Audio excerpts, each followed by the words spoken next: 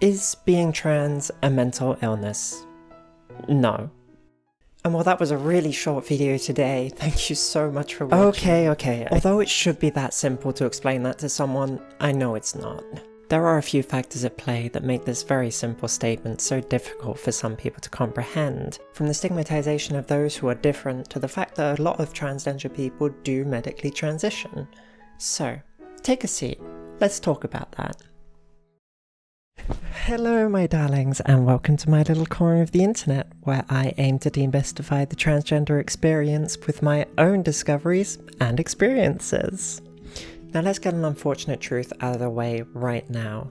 Being transgender, or transsexualism, was once regarded as a mental illness. But let's think about why.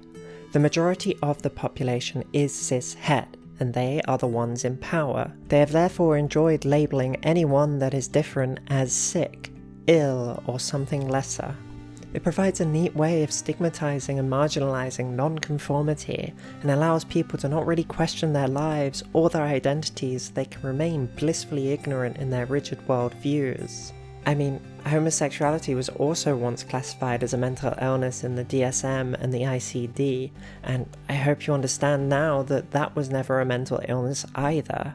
The fact that transsexualism and homosexuality are no longer found in these manuals reflects the progress that the scientific community has made, as well as the desire to understand experiences that differ from the majority cis-het. However, I do think that people do have a much more difficult time understanding that being transgender is not a mental illness compared to homosexuality, and here are a few reasons as to why I think that is. Firstly, the elephant in the room. Many trans people do or desire to medically transition, whether that's through HRT or surgeries. So, that can bring about the question of why do so many trans people see medical intervention as necessary if there's nothing medically wrong to fix? This is where there's a bit of nuance that can be lost on some people. Being transgender can be accompanied by gender dysphoria. This is a type of distress due to an incongruency between someone's gender identity and their sex assigned at birth. This distress is very real, and it is often what people are addressing when they medically transition. We change our bodies so we feel more comfortable in them, and that's something that cis people do too. Currently, gender dysphoria is defined in the DSM in its own distinct chapter, technically classifying it as a mental disorder. This can be diagnosed if the distress begins to functionally impair someone's everyday life. Gender incongruence is defined in the ICD, therefore that too can be diagnosed. However, it is contained in the chapter of conditions relating to sexual health rather than the one relating to mental and behavioural disorders. This classification was deliberate to try and remove the stigma and the myth that being trans is a mental illness. So, following current day medical information, it's clear to see that being trans is not a mental illness or even a medical condition.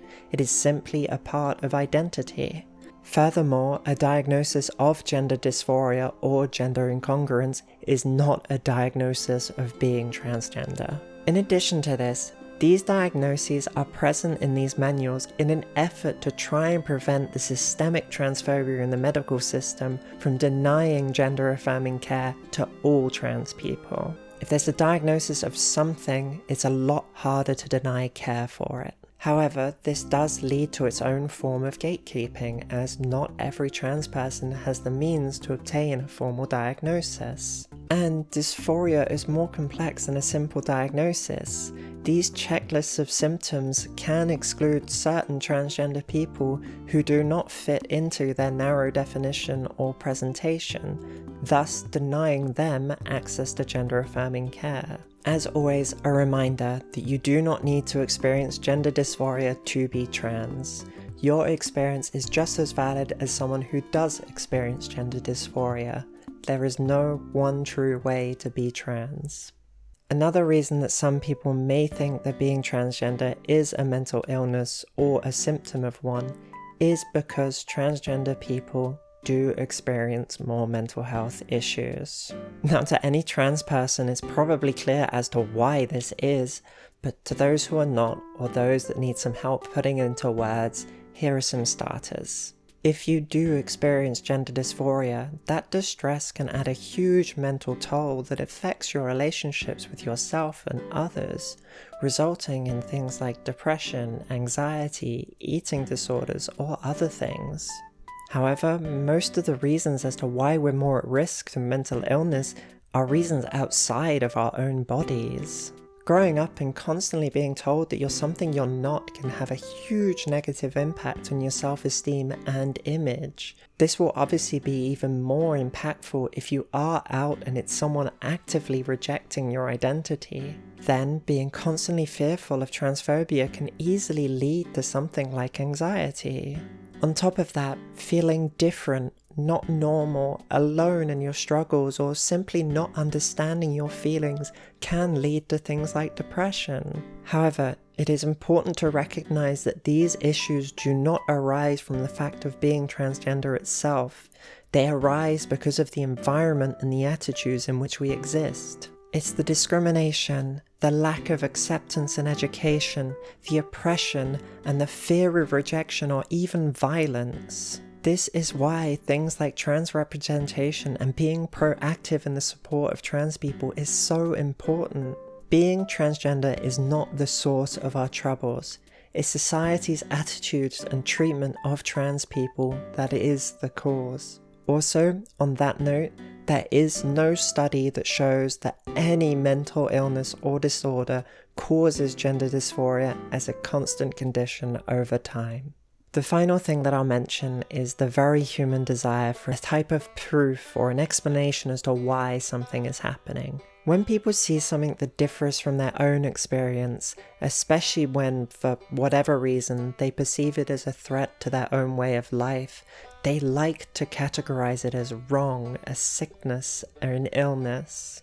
That's why I think homosexuality and transsexualism and later gender identity disorder made their way into the DSM and the ICD. It's an easy way to marginalize what you don't understand and don't like, as well as giving that hate a veneer of legitimacy. Luckily, things have changed in the DSM and the ICD, but attitudes unfortunately lag behind. Homosexuality was removed from the DSM back in 1973, but gender identity disorder was only removed back in 2013. So that transphobic misunderstanding and mischaracterization is still fresh in people's minds.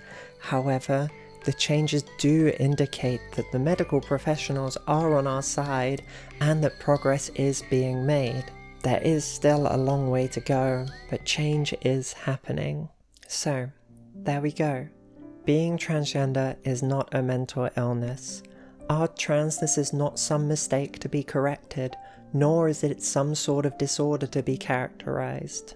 However, we can experience a large amount of distress from gender dysphoria that we can look into medical treatments to help alleviate if we feel like that's what's right for us. We are unfortunately at a higher risk of developing mental illnesses, but this is mostly due to being part of a marginalized group. It is not innate to being trans. We have been misunderstood and mischaracterized, but progress is being made and will continue to be made. We are not sick, and we will continue to fight for our rights and our acceptance.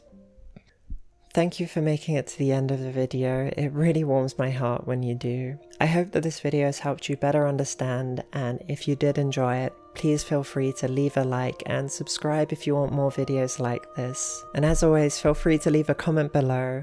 It always helps with engagement, and I promise that I do read every single one. If you do want to hear more from me, feel free to follow me on Blue Sky, but if not, I hope to see you in the next. Bye.